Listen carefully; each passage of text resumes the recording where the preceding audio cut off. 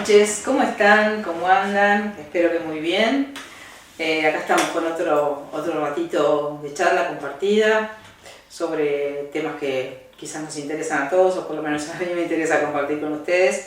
Y hoy me gustaría hablar un poquito sobre como la posibilidad que tenemos de pararnos frente a las situaciones de la vida, a lo que nos sucede, de una manera u otra, ¿no? Todos tenemos como energéticamente la posibilidad de quedarnos, vamos a decirlo, a plantearlo de dos palabras que son, bueno, una a nadie le gusta, ¿no es cierto? Y otra a todos nos gustaría ser, que es la palabra víctima y la palabra protagonista. Vamos a hacer igual primero una pequeña aclaración sobre esto. Por supuesto que hay muchas personas, ¿no es cierto? Y muchas veces niños, niñas, chiquititos, que, bueno, son víctimas de situaciones muy complicadas, todos lo sabemos. Lamentablemente los abusos infantiles son muy frecuentes, ¿no? Y muchas veces intrafamiliares. Y ahí sí podemos hablar claramente de una persona que es víctima de alguien que tiene como un poder, una fuerza sobre ellos, y hay además en la víctima un estado de vulnerabilidad, ¿no? Con lo cual hay una imposibilidad de defensa, una imposibilidad de protección, una imposibilidad de gestión de lo que sucede. Entonces ahí podríamos estar hablando de una persona que es víctima de otra, de alguien que le genera o le infringe un cierto daño. Pero sacando esto, que muchas personas, por supuesto, han quedado en su vida o han vivido situaciones desde un lugar de víctima, ¿no? Los bombardeos, claramente, estas cosas. Hoy me gustaría hablar como desde un lugar más consciente y más energético, como decía al principio, en nuestra vida, que tiene que ver con la forma en que nosotros nos paramos frente a lo que sucede. Porque fíjense que cuestiones incómodas, dolorosas, difíciles, bueno, todos vamos a transitar en algún momento y hemos transitado.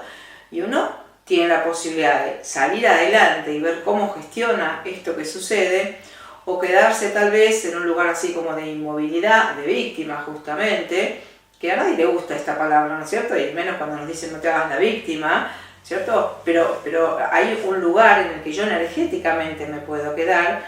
¿Cómo lo podríamos definir desde el lugar que lo estamos planteando hoy? Víctima sería una persona que se queda sin hacer nada con lo que sucede, que está recibiendo algún tipo de daño, de complicación, de consecuencia negativa en algún aspecto de su vida y no hace nada con eso. Que como siempre digo, no es que vos tenés que hacer esto y tenés que salirte porque a uno se le ocurre. Esto tiene que ver con una necesidad interna, con la supuesta búsqueda de la felicidad que todos tenemos, con el supuesto bienestar que todos queremos alcanzar en la teoría, ¿no? Porque si yo preguntara a cualquier persona, todos queremos ser felices, tener buenos vínculos, estar bien, que nos vaya bien en la vida, transitar todos sin grandes conflictos, todos queremos eso en la teoría. Pero la pregunta es ¿por qué no nos sucede?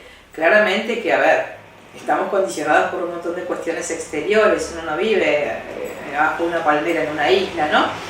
Uno vive en sociedad, vive con grupos, vive en familias, vive en trabajos, se relaciona con personas.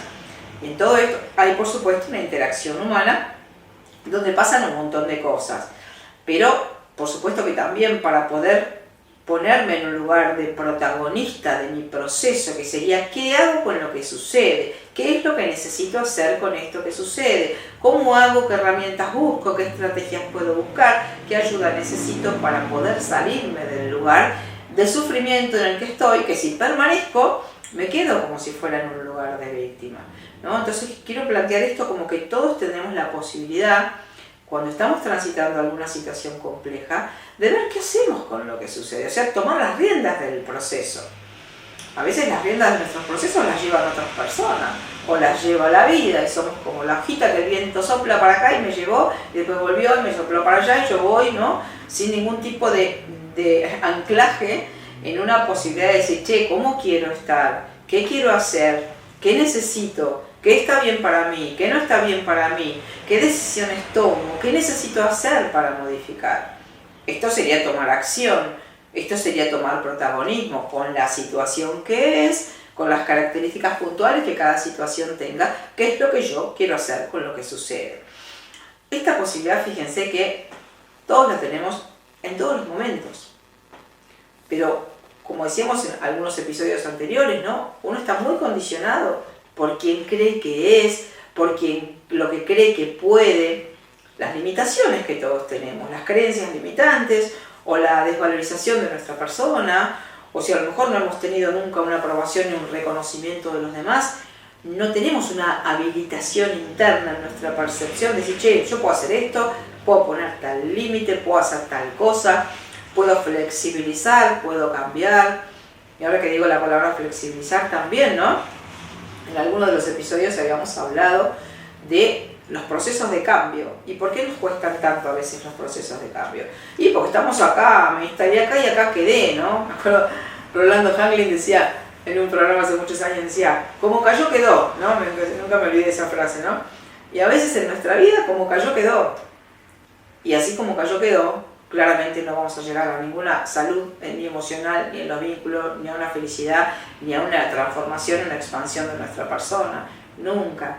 ¿Por qué? Porque como cayó quedó es un resultado de algo que sucedió de manera automática. Entonces, ¿podemos quedarnos en ese lugar? Sí, de hecho muchas personas se quedan y no está ni bien ni mal.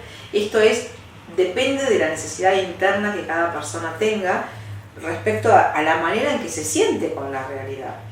Porque, a ver, ¿cuáles son en general los momentos en los que nosotros nos planteamos algún tipo de protagonismo para salirnos de una situación o para modificar?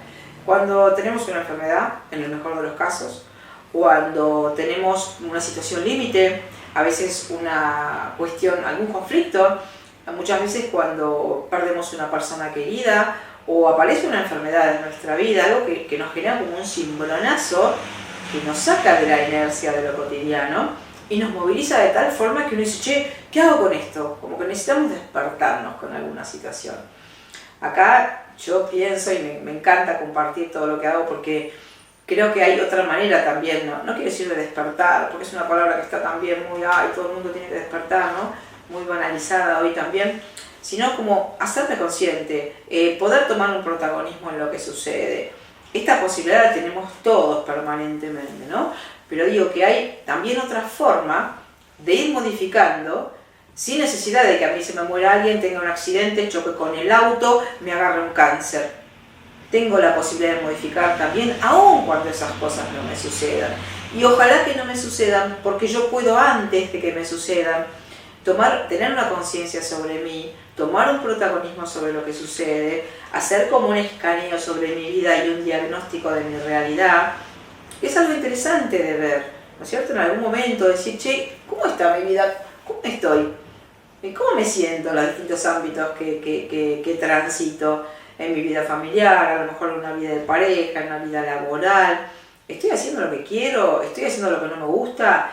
¿Estoy hace 30 años en el mismo lugar haciendo un trabajo que odio porque me sirve para vivir y listo y no hay más en mi vida? Sin que esto implique ningún juicio, ¿cierto? Ninguna evaluación de nada. Digo que todos tenemos esta posibilidad de salirnos. La vida tiende a la automatización. Esto lo tenemos que saber. Nuestro cerebro también tiende a la automatización. El cerebro no tiene una necesidad biológicamente de evolución espiritual. Pero nosotros somos las dos cosas. Somos toda la parte biológica con la maravillosa información que tiene la biología, la sabiduría que tienen los procesos biológicos, la adaptación que hace miles de años viene transformándonos y permitiendo que hoy estemos. Y también está nuestra parte trascendente, nuestra parte espiritual, nuestra parte conectada a lo que le queramos llamar. La fuente, el mundo cuántico, la energía universal, Dios, al nombre que cada uno le guste. A la energía esa nosotros también estamos conectados. Entonces, esa parte, una manera de conectar con todo eso es como si fuera poder trascender la parte netamente automática, la parte netamente biológica. El cerebro, porque nosotros sobrevivamos, está bien, no dice, che Patricia, vos tenés que evolucionar espiritualmente, abrite para transformar tu conciencia, buscar herramientas. El cerebro no dice esto, no lo necesita. Entonces, hay que ver cuánta escucha tenemos nosotros de esa otra parte.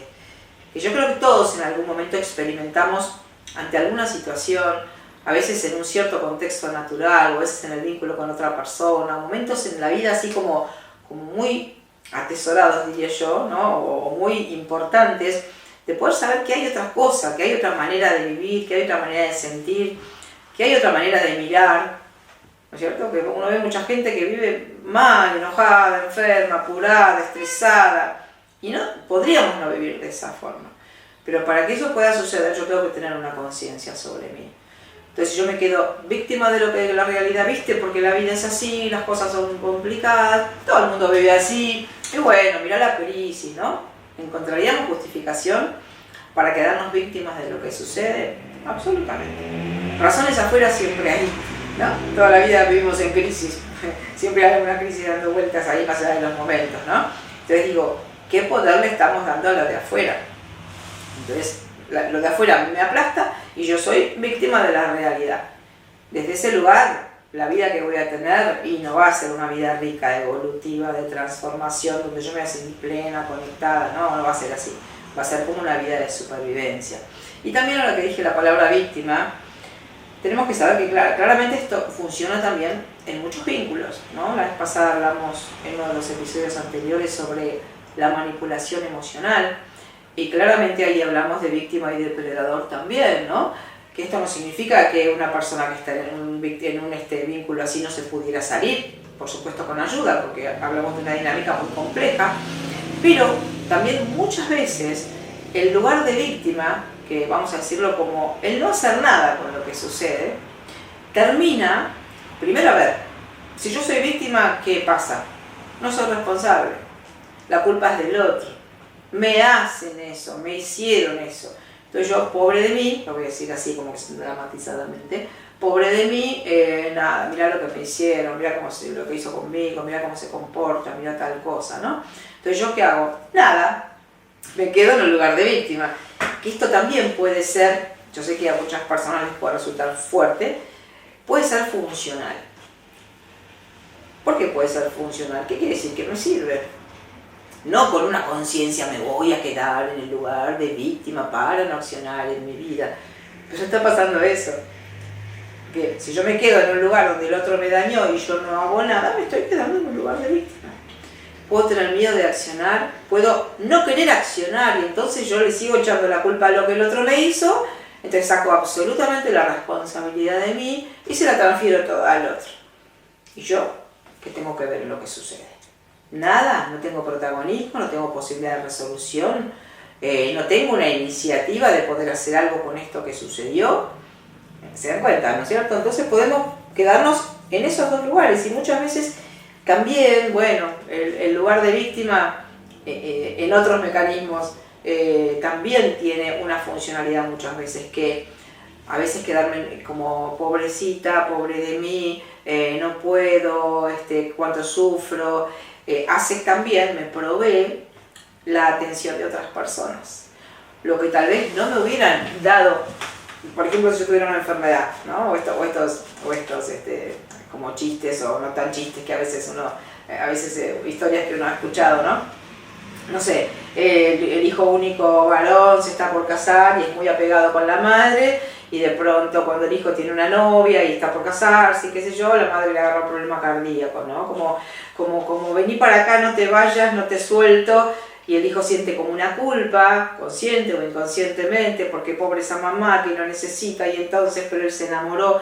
Digo, muchas veces hay mecanismos, muchas veces son inconscientes, muchas veces son conscientes, esto de quedarme en un lugar de dar lástima, porque la víctima da lástima de alguna forma, o nos da pena, o nos da una empatía, que también confundimos la empatía siempre con el sufrimiento. Fíjense, ahora que lo digo, me parece interesante compartir esto con ustedes.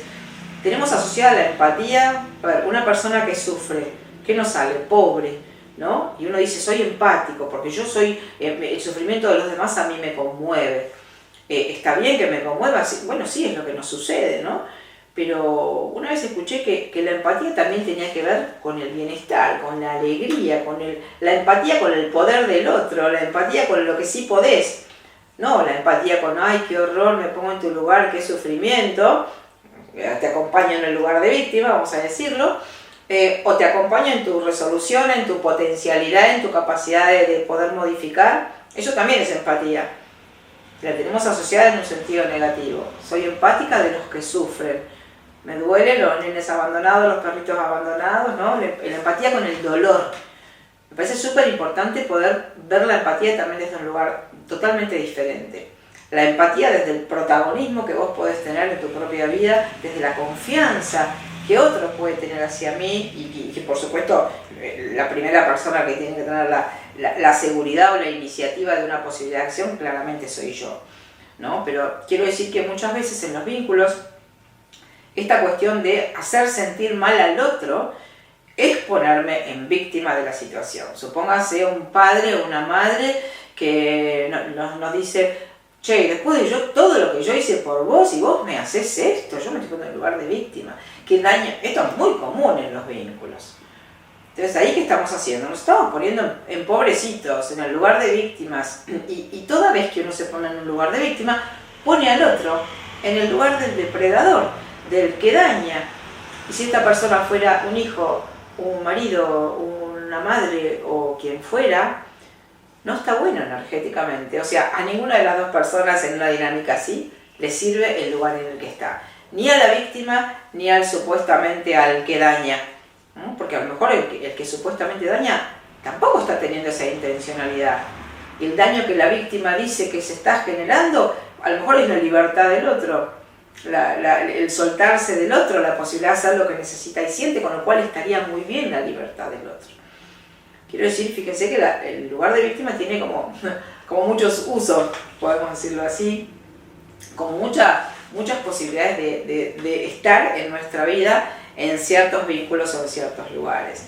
Como digo, en un lugar de vulnerabilidad infantil cuando uno sufrió ciertas cosas, por supuesto. Pero cuando uno ya es adulto, el lugar de víctima, por supuesto que hay todo un condicionamiento, nadie llega a esos lugares porque quiere. Por ejemplo, una mujer golpeada por una persona, por una pareja, no llegó a ese lugar porque quiere, llegó a ese lugar porque trae una historia donde esa violencia o ese lugar de funcionamiento ya lo vivió. Estamos siempre como repitiendo escenarios mientras estamos inconscientes. Mientras yo no tengo una conciencia sobre mi vida, no he mirado mis procesos, no miro la historia que tuve, en qué lugar quedé, qué me pasó, cómo pienso, ¿no? Todos necesitamos terapia, por eso lo decía. Hasta que yo no miro esas cosas, todos nosotros salimos inexorablemente a repetir escenarios y patrones de funcionamiento de nuestras historias familiares. Entonces, como todos venimos con conflictos y todos arrastramos heridas emocionales y padres que muchas veces, familias que han sido disfuncionales, no existe la familia perfecta. Entonces salimos con ciertos conflictos y los vamos a repetir en la vida adulta. Y nos vamos a encontrar con ciertos escenarios, con ciertas personas, totalmente de manera sincrónica, o sea, no lo voy a vivir por casualidad.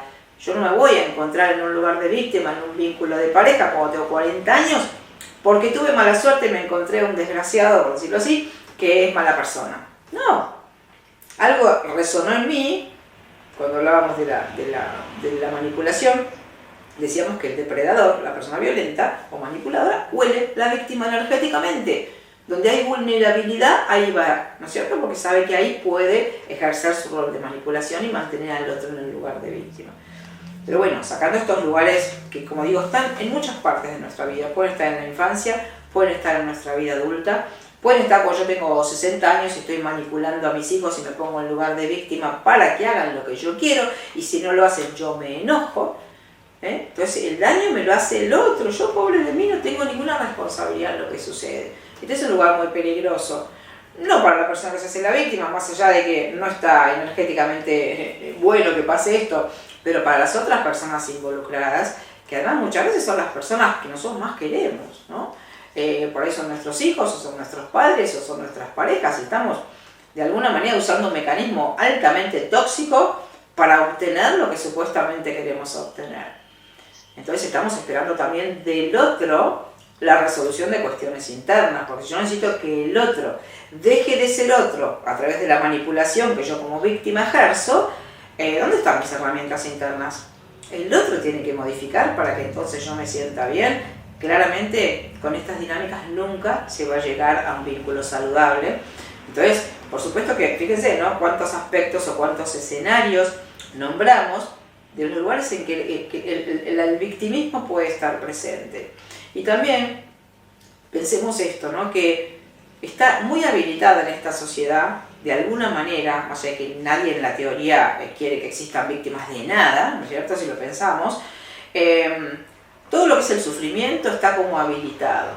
Entonces personas que están en esos lugares pobres, ¿sabes? Una vez lo dice, ¿no? En discursos así, en conversaciones comunes, pobre, no sabes la vida que tuvo, no sabes lo que le pasó, ay, no sabes el marido, no sabes pobre, como que empatizamos mucho con el sufrimiento.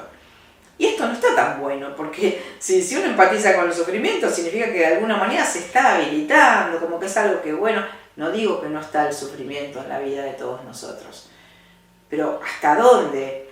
¿Cuánto vamos a permitir que esto esté? ¿Vamos a tomar un protagonismo? Pasa que fíjense, el protagonismo requiere acción, requiere cambio, requiere además hacerme cargo yo, de que sea lo que el otro está haciendo conmigo, qué es lo que yo necesito hacer, qué es lo que yo quiero hacer, qué es lo que yo tendría que modificar, qué es lo que no quiero permitir más en mi vida, qué es lo que no voy a negociar, qué fortaleza interna tengo que tener, qué límites tengo que empezar a poner, a qué no le tengo que tener más miedo.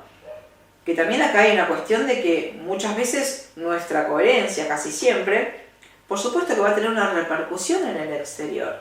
Si yo nunca fui coherente, me dejé maltratar y fui víctima de alguien y de pronto empiezo a poner límites, te empiezo a decir que no, me salgo, me digo que me quiero separar, estoy tomando un protagonismo en la acción. Esto por supuesto que genera una ruptura del vínculo tóxico y muchas veces la inacción que tenemos frente a estas cosas o el miedo a ser protagonistas del proceso que yo necesito, lo condicionamos a, che, pero ¿y cuál va a ser la respuesta de la otra persona? ¿Qué le va a pasar con esto que yo necesite hacer? Entonces, para poder estar sano emocionalmente y tomar un protagonismo en la acción, yo tengo que ver cuál es mi necesidad interna, cuál es mi verdad interna, cuáles son mis valores, cuáles son mis principios, cuáles son mis necesidades, qué es lo que no quiero para mí. Por supuesto que esto puede no gustarle a la otra persona, y sí, pero entonces ¿qué hacemos? ¿Vivimos la vida que los demás quieren que vivamos para que todo esté en armonía y nosotros a lo mejor estamos enfermos? ¿O estamos infelices? ¿O estamos desmotivados? ¿O estamos apáticos porque la vida es horrible de esta manera? Entonces tenemos que poder soltar sanamente, no desde un lugar que puede ser catalogado como qué egoísta, vos vas a hacer lo que a vos te parece y entonces no te va a importar lo que les pase a los demás. Esto también es como una trampa, ¿no? Porque por supuesto que yo tengo en cuenta que mis acciones van a tener, todas las acciones tienen consecuencias, que mis acciones pueden tener consecuencias en otros. Pero si yo estoy en un vínculo que a mí me está generando algún tipo de sufrimiento o en alguna situación que me está generando algún tipo de sufrimiento, pensemos que tengo la posibilidad de decir, bueno, ¿qué es lo que yo necesito? ¿Cuál es el cambio? A veces no me doy cuenta, pero sí nos damos cuenta del sufrimiento que estamos teniendo. Que siempre digo que esto sí lo sabemos. Yo sé cuando me estoy sintiendo mal. Y también, creo que en otro programa lo charlábamos, uno siempre sabe lo que tendría que hacer, ¿no? Que esto también es importante que lo registremos, redondeando un poquito de lo que estamos hablando, ¿no? Siempre sabemos lo que tendríamos que hacer. Siempre el chequeo de la información emocional que está en cortocircuito la estamos teniendo, nos estamos dando cuenta. ¿Por qué? Porque nos sentimos mal. O tenemos angustia, o tenemos miedo, o tenemos ansiedad, o tenemos ataque de pánico, o tenemos lo que sea, o tenemos tristeza. Entonces sabemos que hay una emocionalidad que te está diciendo, che, así no son las cosas. El tema es cuánta escucha le doy yo a eso en una posibilidad de hacerme protagonista de la situación y resolver. ¿Que tengo que hacer un cambio para resolver? Por supuesto que sí. ¿Que tengo que dar pasos? Por supuesto que sí. ¿Que tengo que preguntarme, che, ¿cómo me gustaría estar a mí? Entonces hay como un punto de partida en el que estoy hoy y un punto de llegada, vamos a decirlo así, al que yo quisiera llegar. Bueno, tengo que hacer pasos, tengo que dar pasos, tengo que tomar decisiones. Y redondeo con esto que decíamos que es importante que si yo me voy a salir del lugar de víctima para hacerme protagonista, prácticamente el obstáculo fundamental que todos tenemos es la consecuencia que va a tener en las personas involucradas nuestro cambio.